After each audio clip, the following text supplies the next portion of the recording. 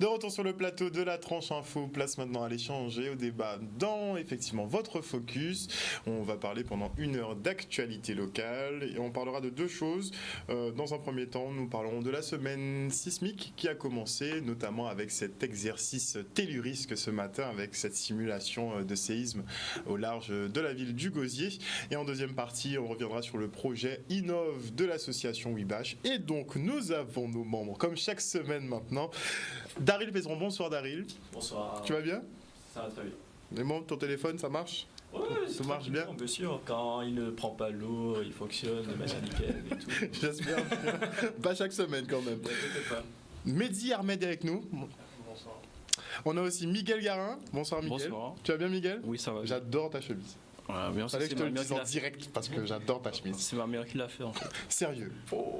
En fait, on a voulu faire le thème Afrique et Antilles, on va dire. Mhm. Et donc, du coup, on a fait ça. Je passe une commande. Il n'y a pas de Je souci. veux la même. Y a pas non, pas comme ce sont des pièces uniques. D'accord. Mais le même type en tout cas. Désolé, je fais mon petit marché là, tranquillement avant les fêtes. Nous avons également Oriane Palmier. Bonsoir Oriane. Bonsoir. Donc vous êtes tous membres de l'association Wibash, vous avez un projet Innov, donc justement sur les innovations. On viendra dessus un peu en deuxième partie ou même un peu avant. Et nous avons également, donc pour la semaine sismique, nous avons Véronique Falante qui est architecte et ingénieure, mais qui est également déléguée régionale de l'association française du génie parasismique. Bonsoir Madame Falante. Bonsoir.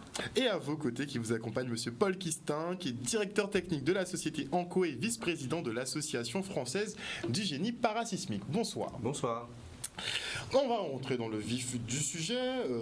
Les constructions en Guadeloupe, en général, on les trouve un peu approximatives, surtout en cas de séisme ou bien de montée des eaux ou bien de cyclone. On va essayer de voir un peu avec vous qu'est-ce qu'il faut respecter en fait pour avoir une construction qui soit fiable et qui résiste justement aux tremblements de terre. Dites-nous tout. Ce qu'il faut savoir, c'est que la science du parasismique est une science qui évolue. C'est-à-dire que dans les années 70, quand on a construit les tours Gabba, on disait qu'elles étaient parasismiques. Alors maintenant, on sait, la science a évolué et on sait qu'elles ne sont pas tant que ça et qu'on peut mieux faire. Et ainsi de suite. Et les normes donc, qui sont émises régulièrement suite à des expériences, l'expérience des séismes vécus, évoluent comme ça et on en est maintenant aux Eurocode 8. En ce qui concerne la construction européenne parasismique. Donc chaque année un peu, les normes de construction évoluent. Pas chaque année, Oui. mais Tous les 10-15 ans. Ouais, En fait, c'est des améliorations qui sont dues déjà à l'amélioration des connaissances. Plus ça va, mieux on connaît le phénomène. Et puis surtout, on a des retours d'expérience, comme disait Véronique, sur des séismes passés qui ont montré des faiblesses dans certains bâtiments ou des faiblesses dans certaines structures, types de structures, qui font qu'on améliore la réglementation. Et là, donc la dernière réglementation qui est applicable pour mes formations depuis janvier 2014 pour les bâtiments en général, donc l'Eurocode 8. Et puis on a une réglementation qui est pour les maisons individuelles, le CPMI, donc c'est construction parasismique maisons individuelles, qui va avoir à faire pour neuve. Et à partir de janvier, on va avoir le nouveau CPMI 2021 qui sera applicable aux constructions nouvelles de maisons individuelles. Voilà, donc du coup ça évolue et même aussi bien pour les structures, les ouvrages d'importance que pour les maisons individuelles qui sont un peu plus petites, pour lesquelles on a des règles simplifiées, mais ces règles simplifiées-là aussi vont évoluer prochainement. Donc on est sur effectivement le basculement au terme des 15 ans finalement. Pourquoi cette fréquence ? C'est vraiment parce que la connaissance évolue ou parce qu'on se rend compte surtout qu'on a des défauts sur les constructions antérieures ? C'est un peu des deux, en fait, un peu des deux qui font qu'en mixant les deux, on se retrouve qu'à un moment donné, comme de plus en plus on a des informations supplémentaires ou complémentaires, il faut faire évoluer, évoluer les règles. Donc c'est aussi bien. Alors la particularité de la France, c'est que les règles sont établies, donc c'est l'Eurocode, donc c'est une norme européenne, mais la France légifère via des arrêtés et des décrets pour pouvoir appliquer le parasismique pour les constructions. Donc voilà, donc du coup, quand on fait évoluer une règle, donc une norme, derrière, il y a des arrêtés et des décrets qui vont être modifiés pour pouvoir faire l'application de ces nouvelles règles. D'accord. Alors je profite de votre présence pour vous poser une question. on a tendance à dire qu'on évolue justement, que la science, on progresse en termes de science, en termes de technologie également, mais souvent on entend dire que les constructions d'avant, par exemple les constructions égyptiennes, étaient plus fiables et plus solides finalement que nos constructions actuelles. Donc qu'est-ce qui se passe ? On est meilleur ou on est moins bon ? C'est un peu des deux, c'est-à-dire que on construit certainement pour moins longtemps, ça c'est certain. Bon, donc c'est un choix. Évidemment le record c'est Khéops et ses pyramides. C'est clair que on fera jamais des pyramides, on fera jamais des constructions. Quand je fais un bâtiment, il n'est pas pour 3000 ans, ça c'est clair. D'accord. Bon, mais c'est aussi une question de matériaux. C'est vrai qu'on a besoin aussi que les gens puissent payer leur maison ou puissent payer leurs édifices, leurs projets. Et pour cela, il a fallu évoluer aussi, trouver des matériaux solides mais économiques, etc. Donc des fois, ce sont des balances en fait de pour et de contre, quoi. Donc à la fois entre solidité, entre facilité de mise en œuvre aussi. Avant, il fallait beaucoup de monde pour faire cette fameuse pyramide. Maintenant, on a un nombre de personnes sur un chantier, mais on n'a pas la main d'œuvre est plus chère, et donc il faut aussi trouver des mises en œuvre qui sont compatibles avec ce fait, quoi, tout simplement. Donc voilà, ça évolue aussi de cette manière. La science du bâtiment aussi évolue pour pouvoir faire en sorte que les gens puissent se payer leur habitat, par exemple. Si de la même manière, c'est de la même manière qu'on pose aussi les normes parasismiques aussi, de manière à ce que on n'ait pas à construire des blocos qui sont hors de prix. Donc là aussi, statistiquement, on a il faut trouver un bon équilibre entre la solidité et on posait une barre pour faire l'équilibre entre les séismes qui reviennent historiquement, périodiquement, et évidemment les plus gros reviennent beaucoup moins souvent que les plus petits, heureusement d'ailleurs, et donc les normes également sont des normes qui sont basées sur la probabilité de retour de certains niveaux de séisme. Alors justement, on sait qu'il y a une magnitude maximum, heureusement on ne l'atteint quasiment jamais, mais est-ce que les bâtiments qui répondent aux normes justement qui sont établies ici en France permettent de résister justement à la magnitude maximale d'un séisme ? Alors non, parce que la magnitude maximale n'est pas celle qui va arriver ici, d'abord. On espère. Que, selon l'endroit sur la Terre et selon l'endroit tectonique en fait de la Terre, c'est-à-dire Mais partons par exemple au large du Gosier. On a une cartographie de failles. On a une cartographie de failles. Et on sait sur ces failles-là. On sait à peu près comment elles vont jouer, si elles vont être elles vont générer beaucoup d'énergie ou pas. Bon, donc on sait à peu près quel sera le séisme maximum qu'on peut attendre ici. Donc il serait de quelle magnitude à peu près ? 8, je crois. Bah écoutez, le séisme de référence pour nous, c'est le séisme de 1843, de février 1843, qu'on attend, donc c'est notre Big One, qui était estimé à l'époque à une magnitude de 8 et qui a été réestimé il n'y a pas très longtemps à 8,8. Donc 8, c'est énorme, quoi. Sachant que quand vous passez d'unité, vous passez de 5 à 6, vous multipliez l'énergie par 32, à peu près 33. Donc quand vous passez de 5 à 7, c'est quasiment 1000, quoi. Donc imaginez qu'on a dit c'était 8 avant et qu'on passe à 8,8, on n'est pas loin de quasiment 33 fois plus que ce qu'on y a imaginé.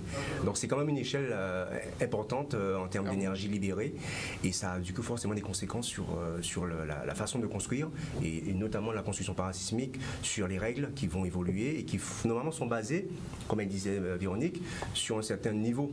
Mais on ne peut pas construire tout avec le niveau maximum, sinon on ne pourra pas construire parasismique. Donc du coup on prend des hypothèses en fonction des moyens qu'on a, et on essaie de protéger le plus de personnes possible.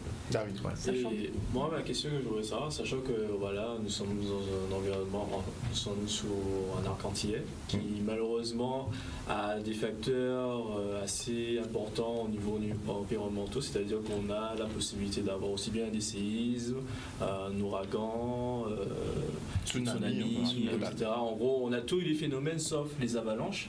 Je voulais savoir à peu près, est-ce qu'avec tous les moyens qui sont censés être mis en œuvre pour répondre à toutes ces problématiques, Est-ce qu'on devrait construire beaucoup plus solide comparé à ailleurs? Est-ce que... Enfin, ma question, ce serait, est-ce que actuellement, avec ce que nous construisons actuellement, ça peut répondre à tous les besoins en termes de risque naturel. Alors, à savoir que de tous les aléas dont il a parlé là, donc l'aléa cyclonique, l'aléa sismique et je passe tous les aléas d'inondation, ce sont des aléas qu'on connaît. Maintenant, quand on quantifie le risque par rapport à la vulnérabilité des constructions qu'on a, l'idée c'est de diminuer sur ces vulnérabilités-là pour diminuer le risque. Parce qu'on ne peut pas agir sur la cause, on ne peut pas agir sur le tremblement de terre, on ne peut pas agir sur le cyclone. Donc on va essayer de faire que nos constructions soient au niveau. Actuellement, depuis toujours, sauf que les règles ont évolué, on a toujours été en zone sismique, on a toujours été en zone cyclonique.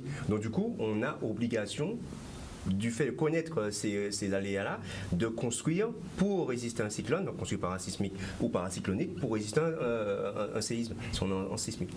Et à partir du moment qu'on sait ça, on ne peut pas dire que... Voilà. Donc pour répondre à ta question, oui, on sait faire. On a des normes pour ça, on a des ingénieurs pour ça, on a des architectes pour ça, on a des entreprises qui sont formées, qui peuvent appliquer les règles de construction demandées réglementairement par les arrêtés ou par les normes. Et donc du coup, il faut maintenant être formé et surtout les appliquer. Voilà. C'est ce que je me dis par rapport à la France et tout. Une maison en France n'aura pas le même coût malheureusement. Forcément. Comparé à ici. Forcément. Ce Donc, qui entraîne un surplus que l'habitant doit absolument. Alors c'est un surcoût par rapport à, si tu compares de brutalement une zone sismique la plus forte, la Guadeloupe ou la Martinique, et une zone qui n'est moins sismique en hexagone. Par contre, quand tu compares nous ce qu'on fait aujourd'hui à ce qu'on faisait il y a 15-20 ans, le surcoût parasismique normalement il ne devrait pas être si fort que ça, puisque on a toujours été dans une zone à risque, donc on aurait dû normalement déjà prévoir ça dans nos anciennes bâtisses. Sauf que l'alimentation évolue, que les mœurs évoluent, et que maintenant qu'on le sait que c'est plus, plus ça va, on fait des semaines sismiques chaque année maintenant. Il y a 20-30 ans, on ne parlait pas de séisme, quoi. Au contraire, c'était même un sujet tabou. Donc du coup, l'information ne passait pas forcément, et donc du coup, les gens avaient plutôt peur de parler de ça, sachant qu'ils savaient quand même qu'ils étaient entre guillemets en danger. Maintenant, tout le monde en parle, les jeunes en connaissent bien, et donc du coup, l'idée c'est de, connaissant les aléas, connaissant le risque, c'est à nous de nous mettre en situation. Il y a un tremblement de terre aujourd'hui ici. Quels sont les gestes pour pouvoir se protéger? On est dans un bâtiment. Quelles sont les zones entre guillemets en sécurité dans le bâtiment? Voilà. Donc c'est sûr qu'il faut. Mais déjà, il faut se poser la première question, la question primordiale, c'est est-ce que mon bâtiment déjà voilà. est parasismique? Ouais, exactement. C'est la première question à se poser. Parce que si on est sous la table et que le bâtiment tombe, je suis sûr qu'il y a des petits soucis que tout le monde ne respecte pas forcément toutes les législations à ce niveau-là. On est d'accord. Alors, j'ai quelques petites questions.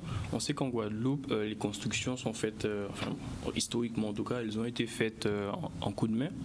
Donc déjà, est-ce qu'il y a moyen déjà de déterminer est-ce que l'habitation est conforme aux normes actuelles? Première question. Est-ce qu'il y a moyen d'avoir, sans passer par un architecte, puisque c'est spécialement le problème de certaines personnes, est-ce qu'il y a moyen d'avoir les normes, de savoir quelle taille de tige qu'il faut, quel parpaing qu'il faut utiliser? Voilà. Est-ce qu'il y a un standard? Voilà, est-ce qu'il y a un standard? Oui. Donc, et où on peut trouver cela? Déjà, premièrement, si vous pouvez répondre à ces questions-là, et après je vais poser une alors, question. je répondrai sur la deuxième partie, je laisse que le coup de main pour Véronique parce que c'est l'architecte. C'est l'architecte et je crois qu'elle connaît bien ça. Donc, je réponds juste à la deuxième partie qui va être très rapide. Quand tu es malade, tu vas chez le médecin. Oui. Si tu as un problème de dents, tu vas chez le dentiste. Oui. Donc si tu as un problème, après tu peux toujours utiliser la médecine traditionnelle, les grimédiasies, etc. Mais quand le truc est vraiment fort, tu te joues pas avec ça.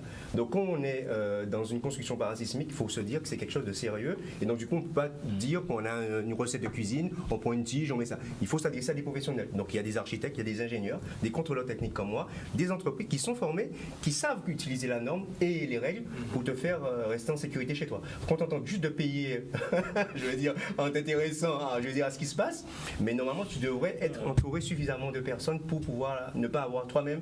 Alors le fameux coup de main, je rebondis, je passe la main à ma collègue et voisine. Tu comprendras tout de suite. Et après, Oriane a une question.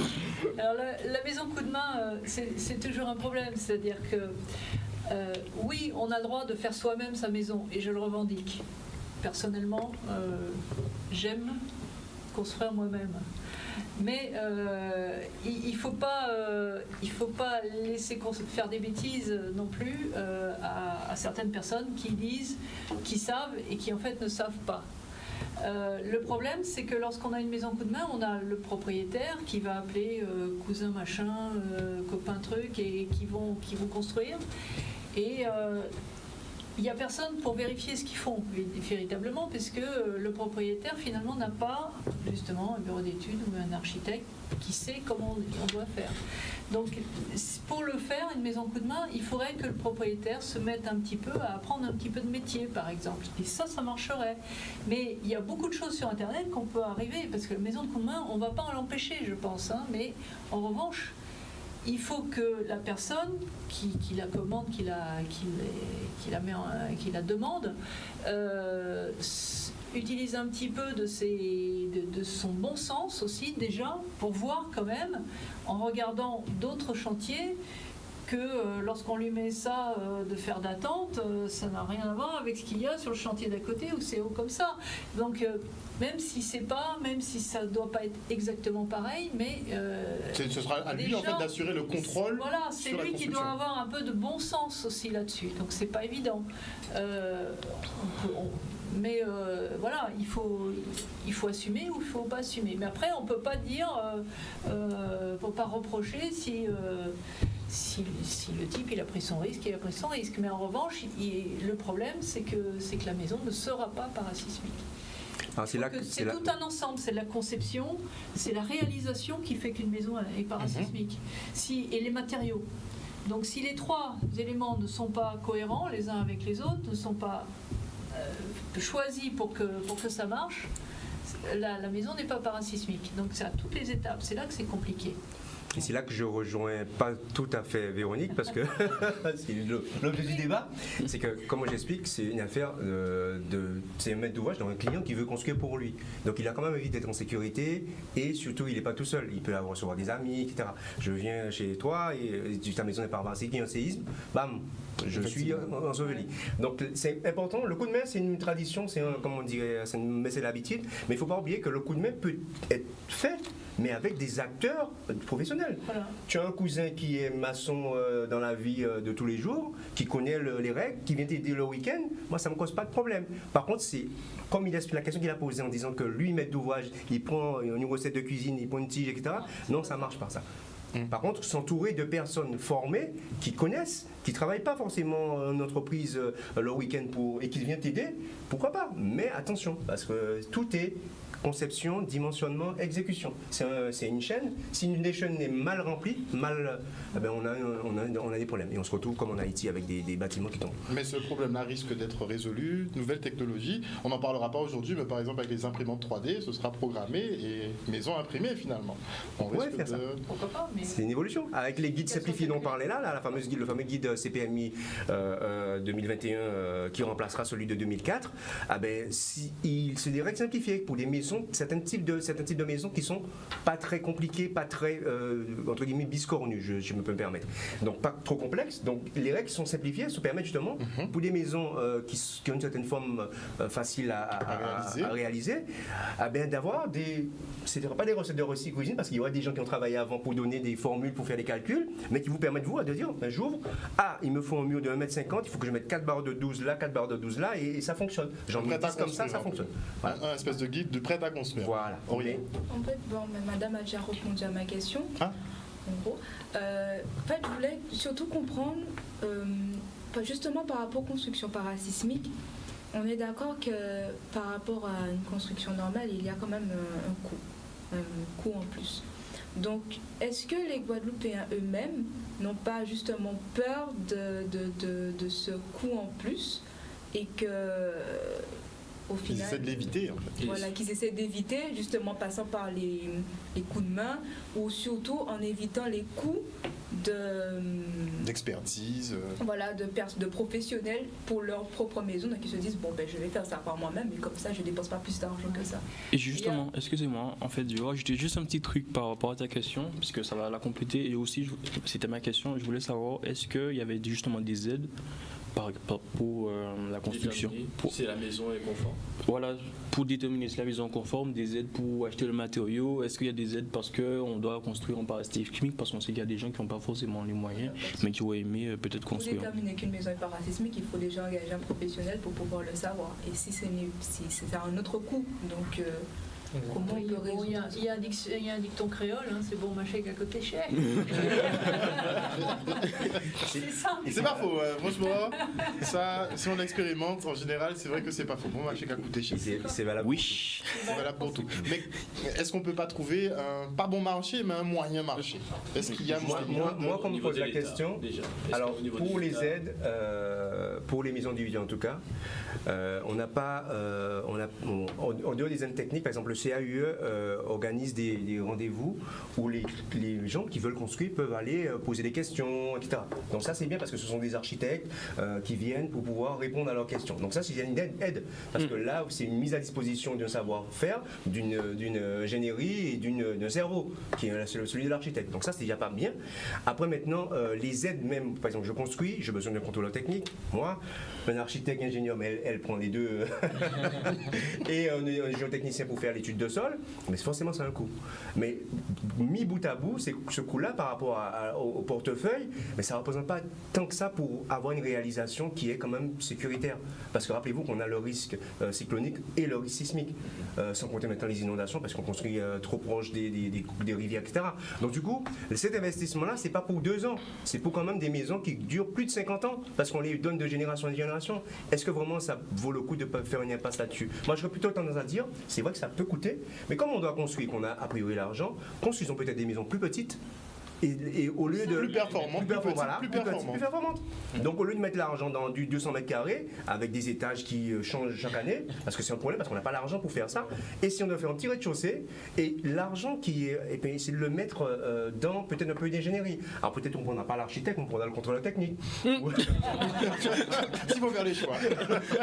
Alors une petite question, est-ce qu'on peut partir d'une construction qui n'est pas parasismique et arriver à la modifier et à la rendre parasismique? Ça dépend. Ça dépend. Par exemple, pour les habitations de rénovation, par exemple. Voilà. En maison bois, par exemple, c'est le plus simple. Une maison bois, c'est quoi? C'est des structures, c'est des montants, des horizontaux, donc ce sont des lisses. Et donc, du coup, on voit la structure. Donc, on peut venir renforcer en retirant un élément, on remplace. Mais quand c'est du béton armé ou de la maçonnerie, c'est plus compliqué. Parce qu'on a quand même des éléments qui sont des murs qui sont donc une certaine longueur, une certaine épaisseur. Il faut aller casser ça pour pouvoir renforcer. Donc, c'est plus compliqué. Donc, il n'y a pas possibilité de pouvoir modifier une maison en béton? Si. C'est possible. Tout est possible. Tout est possible. Tout est possible. Mais là, il vaut mieux acheter une deuxième maison. Il y a des cas perdus d'avance. Effectivement, dans le cadre, par exemple, d'une maison simple, relativement rectangulaire ou presque, avec des choses qu'on identifie bien comme structure, ça se passe bien. Mais quand les gens ont fait des porte-à-faux, des poutres au milieu, des reprises, des poteaux qui tombent sur des poutres et qui descendent pas jusqu'en bas, des choses comme ça, c'est un mauvais plan, quoi. C'est ça. Plus parce que les maisons au coup de main déjà à la base, en fait, tout n'est pas forcément millimétré. Mais des fois, il y a des maisons au coup de main très bien qui sont faites simples, des maisons simples, mais quand on part sur des ajouts de pièces, on a beaucoup fait ça ici. Voilà, des ajouts de pièces, des extensions. Voilà. Horizontalement, verticalement. C'est qu'elle est faite sans plan initial, même si c'est pas forcément un professionnel qui fait un plan, mais c'est bien de faire un plan et de s'y tenir. Parce qu'on a quelque chose de cohérent. Mais si après on rajoute, finalement je rajoute un bout d'étage, mais je vais mettre un truc et puis je vais mettre un balcon, mais je n'avais pas prévu. Et le garage est transformé en chambre, etc. En chambre ou en studio, oui, effectivement. Donc pour juste répondre rapidement à ta question, la première chose qu'on a en existant, dans un bâtiment ou une maison qui existe, c'est de faire ce qu'on appelle un diagnostic de vulnérabilité ou un pré-diagnostic de vulnérabilité. Donc c'est un expert, quelqu'un qui va venir, qui connaît le parasismique et qui va regarder l'ouvrage et il va vous dire dire visuellement si déjà sa forme, etc. Donc il va vous donner des préconisations en disant voilà les éléments qui sont entre guillemets dangereux et les facteurs de vulnérabilité. Il va vous dire sur une échelle de 1 à 10, votre maison est plutôt très vulnérable, plutôt vers 1 ou moyennement entre 6, 7, etc. Et à partir de là, on peut engager des travaux de confortement ou de renforcement. Et ça dépendra du degré de vulnérabilité, donc des conclusions de cette étude de vulnérabilité. Et si par exemple à la base le sol, donc l'expertise du sol, n'est pas conforme aux normes parasismiques. Enfin, être trop dangereux plutôt. Voilà. Donc, par exemple, on a déjà la maison déjà faite. Qu'elle n'est pas déjà elle n'est pas conforme aux normes parasismiques, mais si en plus l'expertise du sol n'est pas conforme, comment on peut faire? S'il n'y a pas de sol conforme ou pas, il y a des bons sols et des mauvais sols. Et il y a surtout un cas de figure où là, n'importe quel ingénieur, quel qu'il soit, et n'importe quel montant d'argent n'y peut rien. C'est lorsqu'on construit sur des pentes instables. Personne ne sait construire sur une pente instable. Il n'y a pas d'ingénieurs qui savent le faire. Et lorsque vous voyez dans des pentes... on voit un petit peu des gens qui construisent avec des espèces de pilotis. Oui.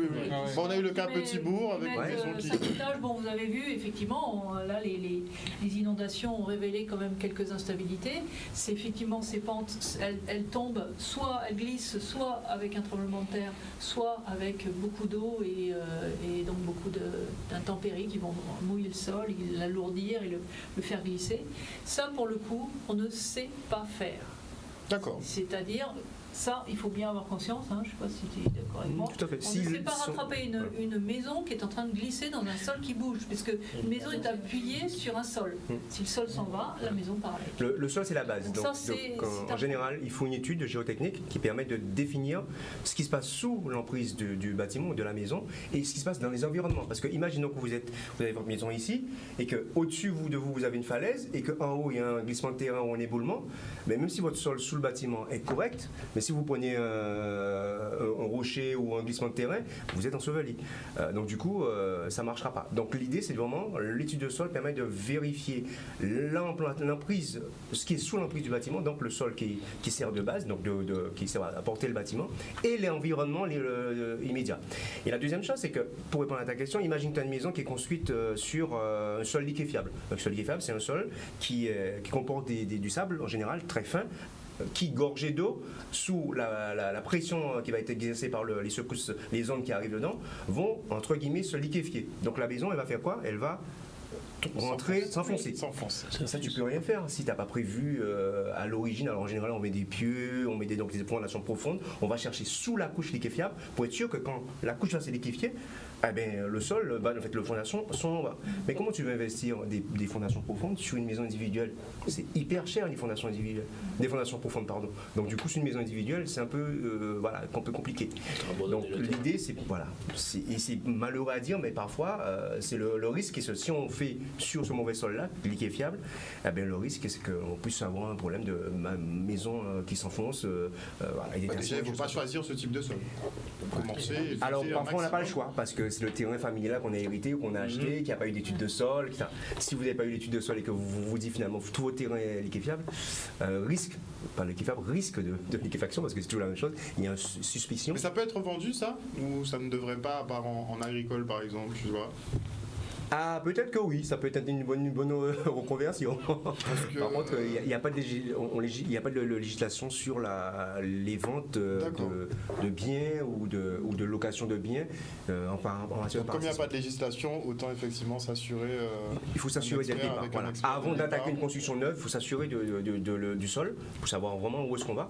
Parce qu'il y a peut-être un endroit dans le lotissement, en fait, dans le lot, dans la surface de construction, où il y a peut-être une zone qui est meilleure que l'autre. L'étude de sol va vous dire n'allez pas là, allez plutôt par là, vous êtes plus en sécurité. Et derrière, ce sera moins cher aussi. En général, dans les annonces, effectivement, ils mettent la partie qui est constructible sur le terrain, il y a une partie qui est constructible ou pas. Il y a deux niveaux aussi d'investigation. Le premier niveau, quand vous achetez, c'est sûr quand vous allez chercher un terrain pour construire, à acheter un terrain, vous n'allez pas faire une étude de sol à chaque terrain que vous allez essayer, parce que on est d'accord. Cher. Donc la première chose à faire, c'est de consulter un document qui est public, qui s'appelle le PPRN, le plan de prévention des risques naturels, et qui va vous donner déjà des présomptions. Ça ne veut pas dire que c'est sûr, mais déjà, il y a des endroits qui sont... Des zones rouges, des zones rouges, des bleu foncé, des endroits où on pense qu'il va y avoir des inondations, ou des endroits où on pense que le sol est tellement pentu qu'on n'est pas sûr qu'il soit bien stable, où on pense qu'il y a de la liquéfaction possible, etc. Ça, c'est déjà cartographié sur un document public. Vous avez votre numéro de pour les parcelle. communes qui ont fait leur PPRN. Non, tout. Tout est déjà fait? Tout est déjà fait. D'accord. Toutes les communes ont un PPRN. Donc vous pouvez consulter ça sur Internet, chercher ça assez facilement. Ça, c'est important. Et après, donc déjà, vous évitez quand même 90% des problèmes. Après, effectivement, ces cartographies, elles ne sont pas faites en détail, tous les mètres, tous les 100 mètres. Donc, elles ne sont pas précises. C'est-à-dire qu'elles vous donnent des grands principes, des grandes zones de risque. Et après, lorsque vous avez votre terrain et que vous allez construire à un endroit précis, lorsque vous allez faire votre sondage de sol, il va être fait autant que possible sous le projet, à l'endroit exact où vous allez vouloir construire. Parce que comme ça, on augmente les chances de trouver les problèmes au bon endroit. Parce que si le problème il est 50 mètres ou 30 mètres à côté du bâtiment, ça ne sert à rien. Ça ne sert à rien. En tout cas, merci beaucoup pour toutes ces précisions. On se quitte pour une page de publicité. On revient avec nos invités en plateau. Parce qu'il a plein d'étages qui ne peut ne pas l'être. Mais il faut avoir quand même le savoir-faire pour arriver à ce résultat. Exactement. Il faut y mettre les moyens, ouais. On est de retour justement dans le Focus, un Focus qui était en première partie dédié justement au séisme, puisque nous sommes en plein dans la semaine de prévention sur ce genre de phénomène naturel. Et nous a rejoint sur le plateau, puisque nous avons des membres de l'association Bibache, mais nous avons également Véronique Falante, qui est architecte et ingénieure, et Paul Quistin, qui est directeur technique de la société Anco. Il travaille aussi également dans l'association française de génie parasismique, et nous a rejoint sur le plateau monsieur Narcisse Zaïbo, qui est doyen donc de la faculté de sciences de l'Université des Antilles. Bonsoir monsieur Zaïbo. Bonsoir. Alors vous avez un petit peu raté la partie, on avait quand même beaucoup d'explications sur quel type de sol choisir, le type de construction qu'on devrait adapter ici en Guadeloupe, les surcoûts. Qu'est-ce que vous en pensez vous, personnellement, des constructions parasismiques ici en Guadeloupe? On est bon, on n'est pas bon, on est moyen? Non mais il y a les spécialistes qui sont là, donc là-dessus, c'est un terrain sur lequel je ne peux pas m'aventurer. Par contre, sur le plan de l'information, la sensibilisation, parce qu'un séisme, compte tenu de notre positionnement à nous, les petites Antilles, sur une plaque, sur la frontière de subduction, la plaque nord-atlantique qui rentre sous la plaque Caraïbe, donc on est fatalement donc, sur une zone qui est, comme on dit, géologiquement très très active, et donc avec des séismes qui longent toute la frontière, etc. Donc, qui dit séisme sous-marin dit possibilité de tsunami. Nous avons déjà eu des conséquences des tsunamis. Et si vous regardez bien le dernier gros séisme qu'il y a eu, celui du Japon par exemple, les conséquences du séisme ont été plus importantes que le séisme en lui-même. Souvenez-vous, 2012. D'accord ? On s'en souvient très bien. D'accord. Donc, l'effet induit par le séisme a été beaucoup plus dévastateur que l'événement original. Mais on dit quoi, justement que le séisme, en fait, finalement, effectivement, bon, on a le tremblement, mais que ce qu'on voit dans les films, la Terre qui se fend en deux, les changements de niveau, que tout ça, un peu, c'est vraiment de la science-fiction, et que finalement, c'est la construction, en fait. Que tout repose sur la construction, à savoir si elle va tenir debout ou pas. Ben, d'après les spécialistes, vous me contredirez si vous voulez, mais c'est pas le séisme qui tue, c'est ce qu'on met sur le sol qui va tuer. Effectivement, ouais. Mais le séisme en lui-même, à partir du moment où vous avez pris toutes les précautions, etc., pour pouvoir essayer de réduire, on va dire, l'impact du séisme, c'est pas le séisme en lui-même, mais c'est plutôt les conséquences du séisme qui vont tuer. Je vais pour exemple le séisme d'Haïti en 2010, c'est une magnitude 7.3, mais qui fait près de 300 000 morts. Le même séisme au Chili, le même séisme au Japon fait même pas 10 morts, quoi. Ouais. Oui, d'accord. Ouais. Effectivement, ça, on a pu le dire. Donc c'est la prévention qui prime. Ouais. Il arrive justement une question. C'est pour ça que je voulais rebondir sur ça. Est-ce que justement en Guadeloupe, en tout cas, je ne sais pas pour la Martinique, est-ce que nous avons une culture où il y a assez de mise d'informations? Enfin, est-ce que la population est assez informée de la situation pour pouvoir justement avoir une culture justement vis-à-vis des prévention parasismique, est-ce que les gens s'attendent et sont prédisposés à pouvoir se prévenir de ce genre d'événements? Alors pour répondre à ta question, il y a dans ta question il y a deux parties. La partie culture, la culture séismique on l'a pas, ça c'est clair. Quand vous regardez comment les Japonais eux ont cette culture, comme d'autres pays qui ont des séismes aussi plus régulièrement, forcément ils sont habitués à ces gros chocs. Par contre, la sensibilisation, les informations quand même, on les a parce que chaque année quand même il y a une semaine qui est consacrée au séisme, la fameuse semaine sismique, réplique en Martinique, qui parle et qui redit quand même des choses. Donc si les gens veulent avoir l'information, il y a quand même moyen de l'avoir, peut-être au moins pendant cette semaine-là, parce qu'il y a quand même d'autres manifestations. Nous à la FPS, on fait souvent des journées techniques, on fait des conférences, des choses comme ça. Il y a d'autres acteurs qui font aussi cette de façon peut-être un peu plus éparse dans l'année, mais en tout cas la semaine qui est dédiée à cette sensibilisation-là, elle existe. Maintenant, c'est à nous de nous l'approprier ce risque et de dire il faut qu'on sache qu'on est dans une zone, comme on l'a acquis pour le cyclone, où on a un risque et donc du coup il faut prévoir les choses, faire notre kit de survie, prévoir dans notre maison, notre bâtiment, une zone, si on n'est pas sûr du côté parasismique de la construction, où on peut se cacher, entre guillemets, ou se réfugier, et surtout qu'on fait du neuf. Il faut construire parasismique, parce que voilà. Donc c'est cette culture-là qu'on doit avoir, et la culture aussi bien dans la construction que en dehors. Là, il y a un tremblement de terre, on fait quoi là? C'est ça l'idée. Voilà. Clairement.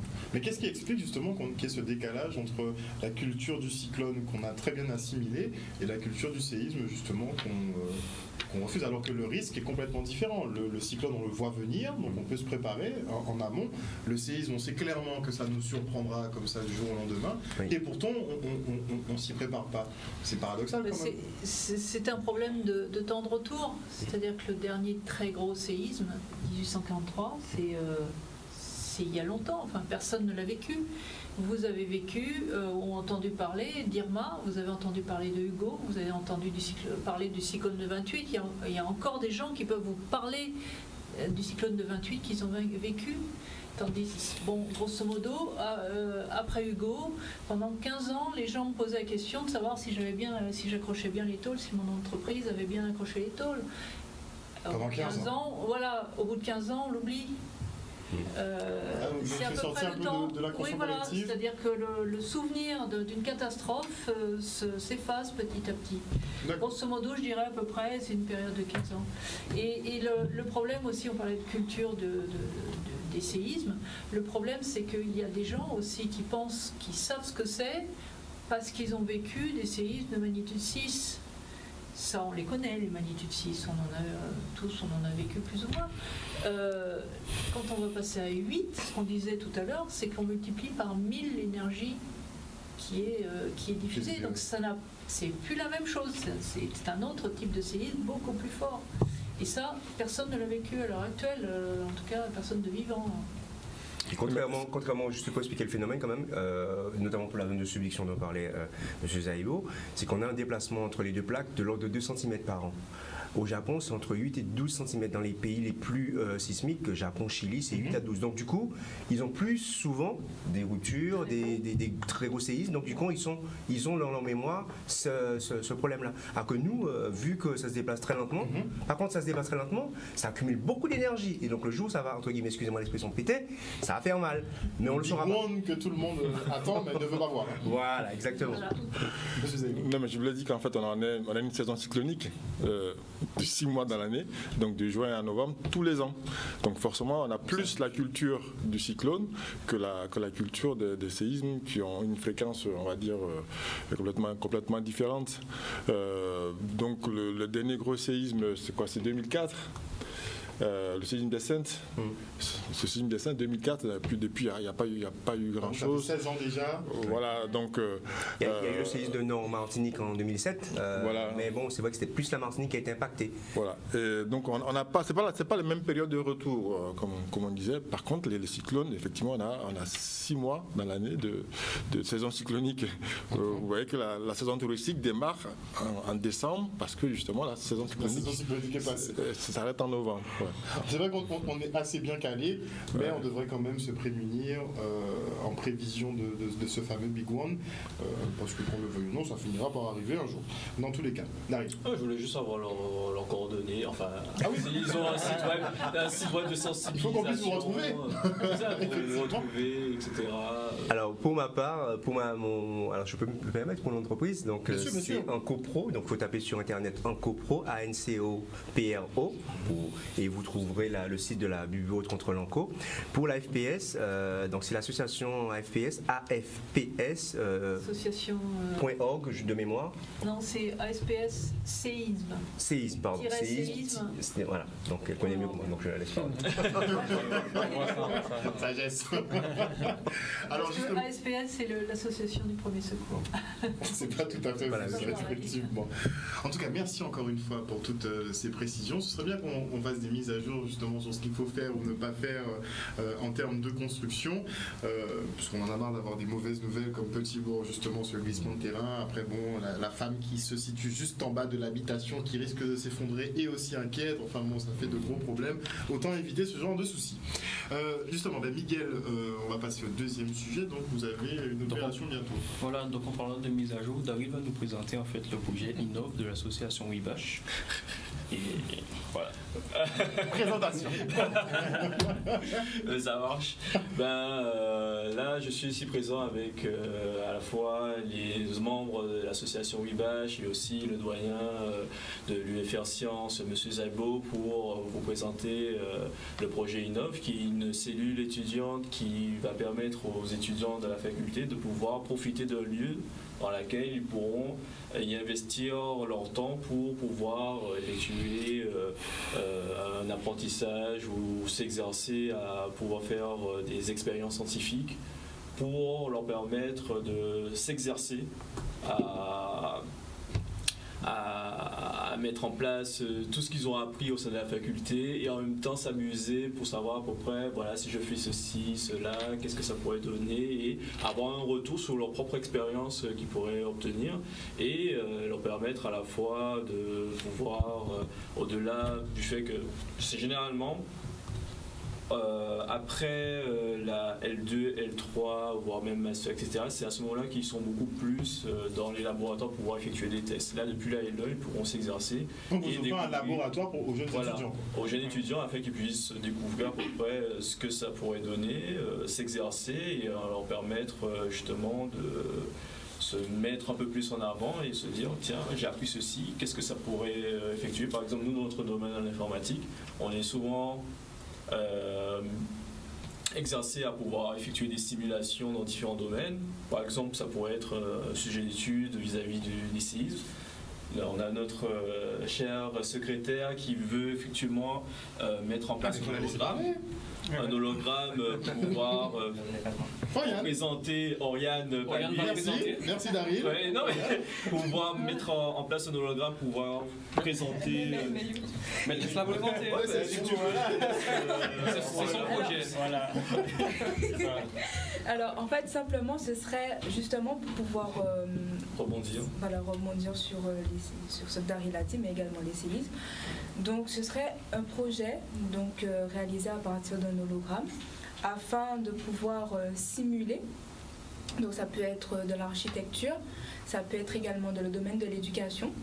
Donc pouvoir en fait apporter une interaction entre non seulement l'homme et la machine, mais également pouvoir on va dire mieux appréhender. Non, pas appréhender, mais mieux imager. Visualiser. Voilà, visualiser, c'est le mot que je cherchais.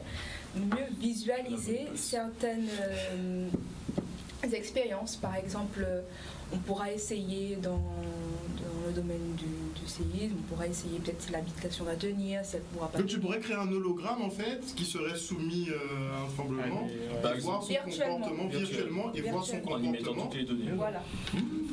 Par exemple, une possibilité d'interaction. Par exemple, dans le domaine de l'éducation, ce serait sûrement dans la chimie, de créer un atome, de pouvoir interagir avec cet atome afin de pouvoir comprendre les électrons, les protons, les neutrons, et tout ça en classe. Cela va permettre surtout, au niveau des élèves, de mieux comprendre, mais également ce sera beaucoup plus intéressant, ce sera beaucoup plus interactif pour eux et moins ennuyant que les cours à écrire tout le temps. Plus ludique, plus interactif. Voilà. Parce que nous sommes de nature à vouloir mieux accepter les choses de manière imagée. On a besoin d'une figure, de quelque chose de palpable, afin que nos yeux puissent mieux comprendre la situation. Effectivement, les hologrammes peuvent permettre justement à pouvoir mieux sensibiliser la population, montrer voilà, vous avez votre maison, monsieur, voilà ce qui risque de se passer avec tous les paramètres pris en compte.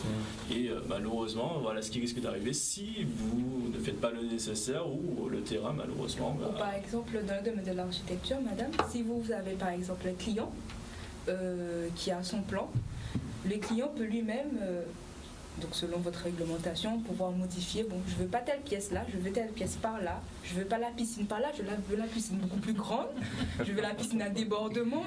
Comment vous connaissez mes clients? Je ne les connais pas, mais en fait, je connais un peu le dos. Voilà, donc en gros ce serait ça, que voilà, justement le client puisse lui-même aussi participer à son propre projet. Parce que ce sera, vous êtes d'accord avec moi, ce sera sa maison, ce sera son lieu, en fait, son lieu de vivre, voilà, son lieu de vivre. Donc, il pourra lui-même participer à son projet et améliorer sa maison, son plan à sa guise. Et très simplement, très facilement, limite de façon ludique, quoi.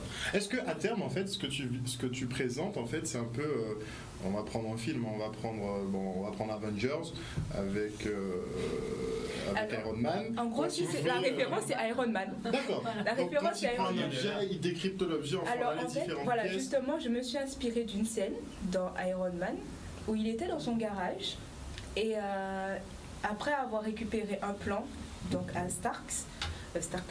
Un plan de son père, je crois. Voilà, c'est un plan de son père. Ouais, il a utilisé son intelligence artificielle Jarvis afin de pouvoir modéliser il a le scanné plan. la carte et modélisé. Voilà, il a interagi avec le plan, il a retiré des éléments, il a fait apparaître des éléments et il a pu trouver l'élément en question qui lui permettait de pouvoir créer son cœur.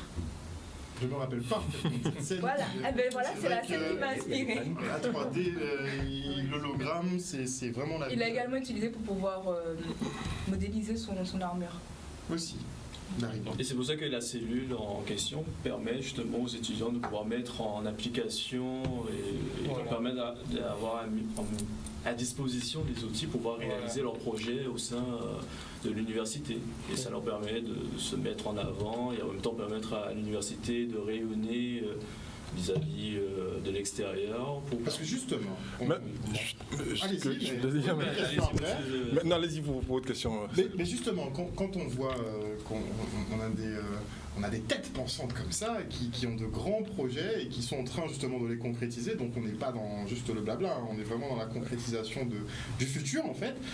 Est-ce que déjà, au niveau de l'université, vous les prenez au sérieux et est-ce qu'il y a des chances justement de récupérer justement ces travaux d'études pour les faire émerger et arriver à des vraies concrétisations qui soient porteuses pour l'université, mais aussi pour la Guadeloupe? Alors, ce qu'il ne dit pas, c'est que cette cellule Innov, elle a été créée, mais justement pour répondre à ce besoin. D'accord. D'accord. Moi, je suis doyen de la fac des sciences depuis le mois de mai, et l'un de mes projets, parce que je discute beaucoup avec les étudiants, et je suis assez proche d'eux, on a... vous avez l'air d'être un étudiant, d'ailleurs. Je sais qu'on a quelques pépites comme ça au sein de l'université, que ce soit en maths, en informatique, pas qu'en informatique, en biologie, en chimie, etc. On a quelques éléments qui sont assez bons, et l'idée, en fait, c'était de pouvoir leur donner cette opportunité de pouvoir s'exprimer librement pour donner, vraiment satisfaire leur soif de curiosité scientifique. Et donc, du coup, en discutant avec eux, on a mis en place cette cellule Innov, mais qui date d'il y a même pas un mois. Elle est toute neuve. Donc je suis allé, je les ai rencontrés. Moi, au départ, je l'appelais cellule d'innovation. Et puis j'ai dit, mais donnez-moi un nom plus flashy, etc. Et donc ils ont trouvé donc ce nom. Voilà, ils ont mis cellule Innov, E-Nov, donc pour Innov. Donc c'est vraiment une convergence de points de vue, donc pour pouvoir permettre justement à ces étudiants d'avoir un écosystème, on va dire, d'innovation et de créativité, pour donner le libre cours vraiment à leur imagination. Donc c'est vraiment quelque chose de tout récent et qui est supporté justement par l'université parce qu'ils viennent d'avoir juste un financement pour donner, voilà, pour pouvoir se doter d'outils numériques, informatiques, etc. Et ils ont eu un gros financement d'ailleurs, donc ils sont en train de s'équiper dans un espace dédié à eux, un espace de libre expression où il n'y a pas d'obligation de résultats, c'est-à-dire qu'elle peut partir avec son idée d'hologramme et puis si ça n'arrive pas au bout, c'est pas bien grave. Et puis si elle arrive au bout, c'est tant mieux. Voilà. Donc c'est vraiment pour que tout le monde puisse vraiment donner libre à l'expression et puis à partir de là, ils vont peut-être pouvoir inviter peut-être des personnes de ressources pour venir animer des séminaires, des conférences sur l'innovation, etc. Et vraiment, c'est vraiment le but du jeu. L'UFR Sciences, depuis que je suis là, donc essaie d'accompagner les étudiants dans leur dynamisme, dans leur créativité, parce que je sais qu'on regorge de plein de talents. Ouais. Et justement, c'est pour ça que de notre côté à Webash, on était motivés quand il nous a présenté le projet, puisque ça rentre en fait dans notre objectif de vulgariser un peu le monde du numérique à Webash.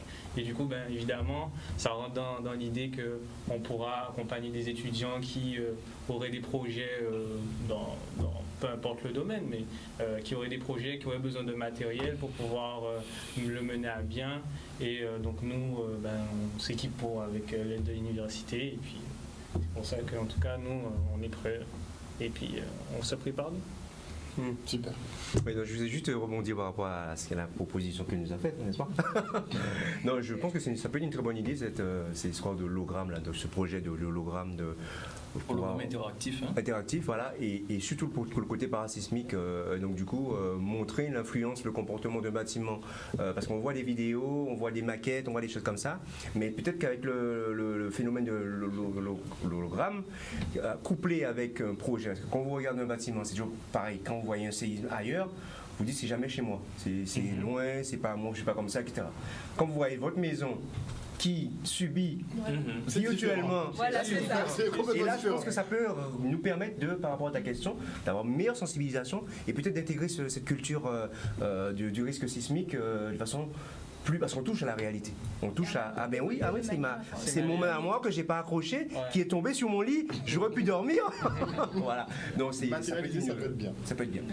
Et l'avantage de cette cellule-là, à la fois, même si on est dans le numérique certes, nos projets peuvent aussi bien rentrer dans le milieu de la physique, de la chimie, et ça nous permet justement d'avoir une collaboration avec l'ensemble des autres étudiants de l'université, parce que c'est vrai que malheureusement, on a tendance à croire, parce que je suis en licence informatique ou master informatique, je resterai qu'avec les personnes de mon entourage. Non, je peux très bien interagir avec des droits, avec des staffs. Mais tout le monde peut avoir un projet en développement en fait. Exactement, et avoir justement grâce les données de chacun, de pouvoir former un grand projet qui puisse répondre à des attentes et pouvoir faire en sorte de montrer que oui, on peut faire des choses ensemble, peu importe notre domaine, et donner des solutions ou des projets innovants qui puissent répondre aux attentes aussi bien chez nous ou même ailleurs.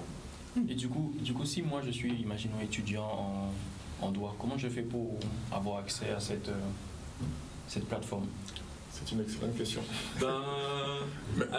Justement, elle est ouverte à tous les étudiants. Voilà. L'initiative est partie de l'UFR Seine, mais elle est ouverte à tous les étudiants parce que une idée de numérique peut avoir des implications sur le plan économique, peut avoir des implications sur le plan juridique, etc., en termes de protection intellectuelle, etc.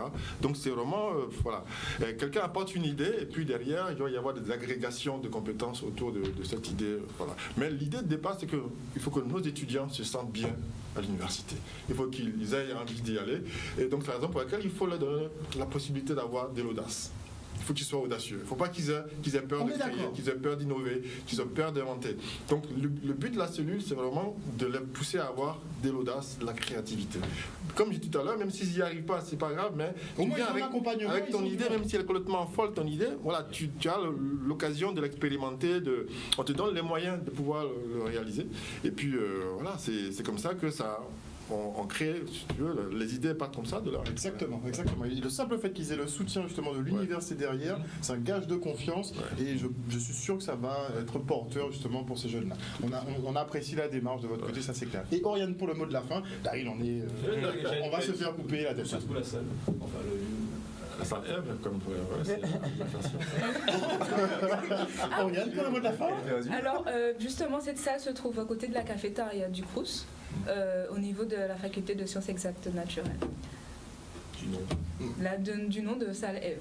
C'est ce que tu voulais dire ou bien Enfin, c'est pas ce que je voulais dire, mais on va dire déjà, c'est ça. Salle espace vie étudiante. Et en fait, le mot que je voulais dire, c'est surtout que chaque étudiant, qu'importe sa faculté, je suis en élan informatique, mais qu'importe, un élan droit, un élan économique, peut facilement tous avoir un projet, donc on est tous conscients de ça, et c'est pour ça que la cellule, elle est ouverte à tous. L'association WeBash aussi, bonjour. Merci beaucoup à vous tous d'être venus sur ce plateau ce soir. J'ai passé un excellent moment en votre compagnie. Sincèrement, je ne sais pas qu'est-ce que vous en pensez, mais en tout cas, quand je vois des jeunes comme ça, de leur trempe, franchement, ça me donne espoir en l'avenir, vraiment, puisqu'on a eu quand même des personnes au pouvoir pendant des années qui n'ont pas eu cet esprit en fait d'initiative et de voir loin. Vous avez une vision, vous êtes dans le futur, et franchement, chaque semaine, c'est un plaisir de vous recevoir sur ce plateau. Merci Miguel. Il n'y a pas de souci. Passez une excellente soirée à l'écoute des programmes de Canal 10. On se retrouve demain, et demain soir dans le Focus, on parlera des violences faites aux femmes puisque ce sera la journée nationale. Une bonne soirée à vous et je vous fais des bisous. Bye.